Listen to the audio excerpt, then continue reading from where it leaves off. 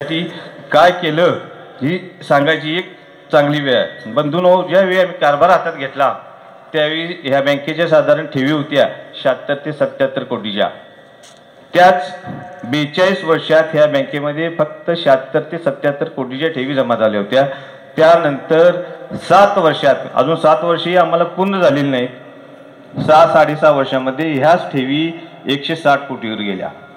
म्हणजे केल्याने होत आहे रे, आधी केलेच पाहिजे, हे जसं आपली एक वाक्प्रचार आहे हे आम्ही करून दाखवलेला आहे. फक्त 43 कोटीची कर्ज होती या बँकेची. म्हणजे 42 वर्षात 43 कोटीची कर्ज, म्हणजे वर्षाला 1 कोटीचं कर्ज वाटप साधारण झालं असं म्हणलं तर चुकीचं होणार नाही. तेच कर्ज वाटप आज 115 कोटीच्या आसपास आहे. ह्यामुळे झालं काय की बँकेच्या नफ्यामध्ये वाढ झाली. पूर्वी बँकेला 1 कोटी 80 लाख असा नफा व्हायचा, आज 4-4 कोटीचा नफा होतो. ह्या वर्षी तर आमचं टार्गेट आहे की साधारण हा आमचा ढोबळ नफा 5 कोटीच्या वर गेला पाहिजे. आमच्या अगोदरच्या काळात बँकेत 5 कोटीनं वर्षाला ठेवी वाढत नव्हत्या, आज 5 कोटीचा बँक नफा मिळवते. आमचं टार्गेट आहे, आपण आम्हाला परत सेवा करण्याची जर संधी दिली तर ह्या बँकेचा नफा 10 कोटीवर नेला जाईल. आज नफा भरपूर मिळतोय, त्यामुळं आम्ही अभिमानाने सांगतो की सभासदांना आम्ही चांगल्या प्रकारे डिव्हिडंड देतोय. बँकेच्या इतिहासात 15% डिव्हिडंड ह्याही वर्षी दिला, मागच्याही वर्षी आपण दिलेला आहे आणि सतत इथून पुढे सुद्धा आपण ते देत जाऊ. बँकेच्या इतिहासात 15% डिव्हिडंड 50 वर्षात कुठल्याही चेअरमननं, कुठल्याही संचालक मंडळानं कधी दिला नव्हता. ह्या वर्षी आम्ही कर्मचाऱ्यांना सुद्धा 21% बोनस दिला. का देऊ शकलो की का आपण नफा चांगला कमवतो, आपण व्यावसायिकपणे करतो म्हणून आपण ते करू शकलो. बंधूंनो, हे करत असताना सुद्धा आपण पूर्ण व्यावसायिकता जपलेली आहे. आमच्यावर थोडीशी टीका होते नोकर भरतीवरून, असू दे, त्याविषयी आपण नंतर येऊ. मगाशीच डॉक्टर साहेबांनी सांगितलं की बाबा आम्ही अण्णासाहेब पाटील आर्थिक विकास महामंडळाची योजना अत्यंत सक्षमपणे राबवणारी यशवंत बँक ही कोल्हापूरच्या पश्चिम भागातील पहिली बँक आहे. खरोखर ही आपल्या दृष्टीनं अभिमानाची अशी घटना आहे, कारण मराठा समाजातील तरुणांना व्यवसाय करणं थोडं आवडत नाही असा एक ट्रेंड होता. कारण मराठा समाजाच्या तरुणांना काय आवडते, कुठल्या तरी पाहुण्याच्या मागं लागून, कुठल्या तरी मेहुण्याच्या मागं लागून, मग कोणतरी कुठेतरी संचालक असतो त्याच्या मागं लागून नोकरी करण्यामध्ये फार इंटरेस्ट असतो. अलीकडे काय होतं, ह्या तरुण पिढीला थोडासा व्यवसाय करायची आवड झालेली आहे. कारण का नोकऱ्यांची संख्या फार मर्यादित आहे, चांगल्या चालणाऱ्या संस्था हळूहळू कमी होत आहेत, त्यामुळे नोकऱ्या फारच कमी प्रमाणात उपलब्ध होतात. ही खरोखर आपल्या दृष्टीनं खेददायक अशी घटना आहे तरुण लोकांच्या दृष्टीनं. मग या तरुणांच्या हाताने करायचं काय, मग त्यांनी व्यवसाय केला पाहिजे. व्यवसाय करण्यासाठी महाराष्ट्र शासनानं मराठा तरुणांना व्यवसाय करण्यासाठी बाबा बिनव्याजी कर्ज उपलब्ध करून दिलं. मग बिनव्याजी कर्ज उपलब्ध करून दिल्यानंतर थोडंसं तरुणांनाही ऊर्जा मिळते, उमेद येते आणि त्यामुळे ती वेगवेगळ्या व्यवसायाकडे जातात. आणि ह्यासाठी कुठल्या तरी बँकेनं पाठबळ देणं त्यांना गरजेचं असतं आणि ती भूमिका ह्या भागामध्ये यशवंत बँकेनं उभारली आणि ह्या गोष्टीचा खरोखर आम्हाला अभिमान आहे. बंधूंनो, अतिशय अभिमानानं मला सांगावं असं वाटतं की साधारण 950 ते 1000 प्रकरण आपण अण्णासाहेब पाटील आर्थिक विकास महामंडळातर्फे आपल्या भागातील वेगवेगळ्या तरुणांना दिलेले आहेत. म्हणजे 1000 तरुण मुलाचे संसार आपण या निमित्तानं उभं करू शकलो, ह्याचं खरोखर आम्हाला आनंद आहे. आणि दुसरी गोष्ट, बँक म्हणून 42 वर्षामध्ये काय होतं आपल्या बँकेत, फक्त 10 शाखा होत्या आपल्याकडं. कुठली टेक्नॉलॉजिकल किंवा डिजिटल टेक्नॉलॉजी बँकेत अजिबात नव्हती. आपण ती आणली. आज बँकेची बघता बघता 4 ATM झाली. मला अभिमानानं सांगावंच वाटतं की ही 4 ATM म्हणजे एक कुडीत्रे, एक आसुर्ले, एक शिरोली आणि एक कोल्हापूर, ह्या ATM मधून सुद्धा बँकेला प्रचंड प्रमाणात नफा होतो. म्हणजे 20 लाख रुपये साधारण ह्या 4 ATM मधून आपल्याला प्रत्येक वर्षी मिळतात. मग हे आधीच्या लोकांना का सुचलं नाही? म्हणजे एक नेतृत्व म्हणा किंवा एक संचालक मंडळ चांगल्या विचारात असलं तर काय करू शकतं हे आम्ही ह्या निमित्तानं दावून दिलेलं आहे. आमच्या समकक्ष इतर बँका आहेत, त्या बँकामध्ये नेट बँकिंग नाही, मोबाईल बँकिंग नाही. आपण ही सुद्धा सुविधा आपल्या भागातील तरुण व्यावसायिकांना, उद्योजकांना किंवा तरुण वर्गाला, कारण आता बँकेत जाऊन पैसे काढणं हा कन्सेप्ट हळूहळू मागं पडत आहे, त्यामुळं बँकेपासून सहकारी बँकांच्या पासून तरुण वर्ग लांब जात होता. ही गरज ओळखून आम्ही तरुण लोकांना जास्तीत जास्त आपल्या बँकेकडे खेचण्यासाठी नेट बँकिंग, मोबाईल बँकिंग ह्या सुविधा सुद्धा ह्या सुवर्ण महोत्सवी वर्षानिमित्त आम्ही उपलब्ध करून दिलेल्या आहेत. आणि मला अभिमान वाटतो की नेट बँकिंग चालू करणारे आमच्या साईजची म्हणजे 150-200 कोटीच्या आसपास ठेवी असणारी यशवंत बँक ही जिल्ह्यातील एकमेव बँक आहे. असा वेगवेगळ्या पद्धतीने वेगवेगळ्या टेक्नॉलॉजी आपण अडॉप्ट करत असताना सुद्धा आपली आर्थिक सक्षमता कुठेही कमी पडू नये याचीही संचालक मंडळाने काळजी घेतली. आणि मला अभिमान वाटतो की कारण RBIच्या 3 कॅटेगरी असतात, bank A category, B category आणि C कॅटेगरी. आपली बँक A कॅटेगरी असल्यामुळं आपल्याला 3 शाखा मंजूर झाल्या. जिल्ह्यात साधारण आपल्या 47 सहकारी बँका आहेत. त्या 47 सहकारी बँकापैकी सर्व शाखांनी म्हणजे सर्व बँकांनी RBIकडे शाखा ओपनिंगसाठी अप्लाय केला होता. फक्त जिल्ह्यातील 3च बँकांना नवीन शाखा मंजूर झाल्या. त्यात कोणत्या बँका होत्या? एक आजरा अर्बन, एक राजे बँक म्हणजे समरजित घाटगेंची राजे बँक आणि एक यशवंत बँक. आपला परफॉर्मन्स चांगला असल्यामुळं आपल्याला कुणाचाही वशिला न लावता, आता मी कोणावर टीका करणार नाही, त्या ज्या पहिल्या 2 बँका आहेत त्या साधारण भाजपच्या संबंधित आहेत आणि यशवंत बँक ही सामान्य लोकांची बँक आहे. त्यामुळं आम्हाला वशिला न लावता 3 शाखा मिळाल्या.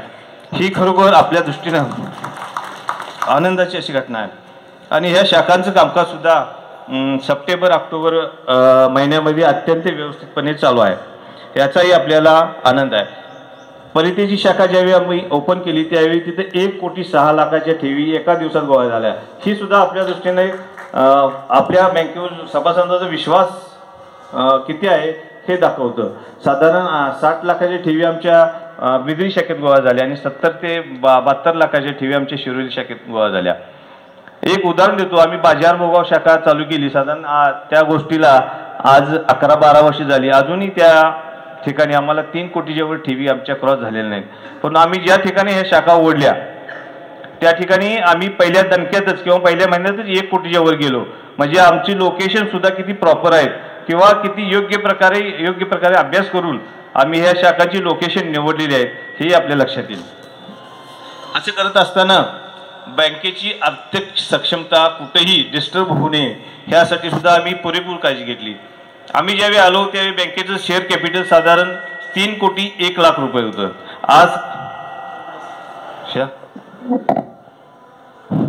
आज आपल्या बँकेचं शेअर कॅपिटल साधारण 7 कोटी रुपये आहे. म्हणजे डबलपेक्षा जास्त शेअर कॅपिटल आपल्या बँकेचं झालेलं आहे. आपलं स्वभांडवल ज्याला म्हणतो मग त्यात रिझर्व्ह फंड असतील, इमारत फंड, म्हणजे वेगवेगळे जे फंड असतात बँकांचे ते साधारण आम्ही ज्यावेळी कारभार घेतला त्यावेळी 7,90,00,000 म्हणजे साधारण 8 कोटी रुपये होते. आज ते 18,35,00,000 रुपये. म्हणजे आमच्या काळामध्ये साधारण 10,45,00,000 रुपयाची वाढ बँकेच्या स्वभांडवलामध्ये झालेली आहे. ही सुद्धा म्हणजे केलं तर काय होऊ शकतं हे दावणारं एक उदाहरण आहे. दुसरं, आमच्या या 6-7 वर्षाच्या कारभारामध्ये आम्हाला 2-3 वर्ष फार अडचणीची गेली. कारण 2 वर्ष कोरोनाची आणि 1 वर्ष साधारण महापुराचं. कोरोना काळात सगळे व्यावसायिक ठप्प होते. त्यामुळं भल्या बँका किंवा चांगल्या बँका सुद्धा त्या काळात अडचणीत आल्या.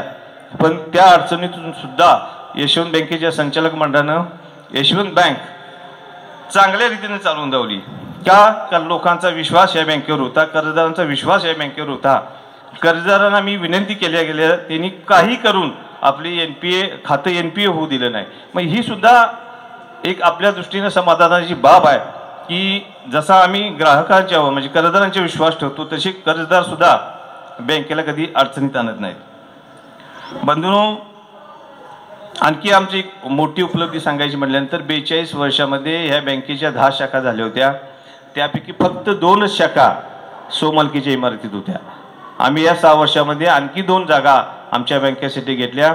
एक आसुर्लीपोलीची शाखा आम्ही बांधून पूर्ण केली, एक कयामध्ये आपण शाखा बांधून पूर्ण केली आणि बेडशेडमध्ये एका बँकेच्या शाखेसाठी आपण जागा घेऊन ठेवली. म्हणजे 42 वर्षात फक्त ही 2च जागा घेऊ शकली होती. आम्ही ह्या 6 वर्षामध्ये आणखी 2 जागा घेतल्या. म्हणजे आम्ही त्या दृष्टीनेही बँकेचं हळूहळू बागास आमचा विचार आहे की सगळ्या शाखा ह्या स्वमालकीच्या इमारतीमध्ये झाल्या पाहिजेत. कारण बँकेची गुंतवणूक एकदा केली म्हणजे ते फर्निचर असेल, स्ट्रॉंग रूम असेल म्हणा, ह्यामध्ये प्रचंड गुंतवणूक करावी लागते आणि ती वारंवार करायला लागू नये म्हणून आमचा असा मानस आहे की सगळ्या शाखा हळूहळू कुठेही बँकेवर लोड न येता, कुठेही डिव्हिडंडचा फटका न बसता की स्वमालकीचे व्हावे ह्या दृष्टीनं सुद्धा ह्या संचालक मंडळानं गेल्या 2 वर्षामध्ये 2 शाखा बांधून आणि एका शाखेसाठी जागा घेऊन ठेवलेल्या. अशा सर्व आघाड्या म्हणजे टेक्नॉलॉजी असेल, आर्थिक उलाढालीची असेल किंवा बँकेचे ॲसेट निर्माण करण्यासाठी असेल, या सर्व आघाड्यावर बँकेनं ह्या 6 वर्षामध्ये चांगलं काम केले आणि ह्या चांगल्या कामाला कोणी दृष्ट लावू नये अशी आमची इच्छा आहे. गेल्या 2 वर्षामध्ये आम्ही कर्मचारी बंधूंना सुद्धा चांगल्या प्रकारचा बोनस दिला. 21% बोनस. मला वाटतं आमचा एक कर्मचारी इथं आहे, रामभाऊ आहे इथं, जाधव साहेब आहेत इथं, ते सांगतील 21% बोनस कधीही कुठल्या मॅनेजमेंटनं कर्मचाऱ्यांना दिला नव्हता. आम्ही तो 21% बोनस ह्या ठिकाणी कर्मचाऱ्यांना सुद्धा दिला. म्हणजे सर्व घटक, सभासद असतील, कर्मचारी असतील, कर्जदार असतील, ठेवीदार असतील, ह्या सगळ्यांना सुद्धा आम्ही चांगल्या प्रकारे खुश ठेवण्याचा प्रयत्न केला. कर्जदाराच्या दृष्टीने एक महत्त्वाची गोष्ट सांगतो, कारण प्रत्येक कर्जदाराचं हे असतं की बाबा मला कमी व्याजदरात कर्ज मिळावं. आम्ही ज्यावेळी आलो त्यावेळी साधारण व्याजाचा अवरेज रेट 14.70% होता. आज तो 12.90 आहे. म्हणजे काही कर्ज आमची 10% सुद्धा आहेत, काही कर्ज 9% आहेत, काही कर्ज आमची 12% आहेत. म्हणजे कर्जाचा जो मोठा रेट होता की 15%, 16%. पत्रकार बंधू इथं आहेत, पूर्वी माणसं म्हणायची यशवंत बँक आणि कुंभी बँकेचं कर्ज कधी फिटत नाही कारण व्याजाचा दरच आमचा जास्त होता. आम्ही तो सुद्धा कर्जदारांच्या सोयीसाठी कमी केला आणि हे करत असताना सुद्धा बँकेचा नफा कुठं कमी होऊ नये याची सुद्धा काळजी घेतली. भविष्य काळात सुद्धा ह्याच्याही पेक्षा कमी व्याजाचा दर म्हणजे साधारण आमच्या डोक्यात आहे, आमचा आता जो 12.70 आहे अवरेज व्याजाचा दर, तो सुद्धा 10, 10.5 म्हणजे नॅशनलाइज बँकांच्या समकक्ष कुठेतरी आणून ठेवायचा असा सुद्धा आमचा विचार आहे. मग या सर्व घटकांना आम्ही घेऊन जातो वेळोवेळी. त्यामुळं आता पुढं काय बोलतील, पुढं विरोधक कोण आहेत ह्याचा विचार आपण करू नये अशी आमची तुम्हाला विनंती आहे. आम्ही एक चांगलं उमेदवारांची आता सुधाकर देसाईंनी ओळख करून दिली, एक चांगलं संचालक मंडळ आपल्यासमोर घेऊन आलेलं आहे आणि माझी तुम्हाला विनंती आहे, कोण काय म्हणतंय आणि कोण काय म्हणते ह्याच्याकडं न बघता आपण आमच्या येत्या 24 तारखेला कपशी या चिन्हावर शिक्का मारून आम्हाला परत एकदा आपली सेवा करायची संधी द्या आणि आम्हाला प्रचंड मताने निवडून द्या एवढीच या निमित्ताने विनंती करतो आणि परत एकदा आपला सर्वांचे आभार मानून थांबतो. जय हिंद, जय महाराष्ट्र.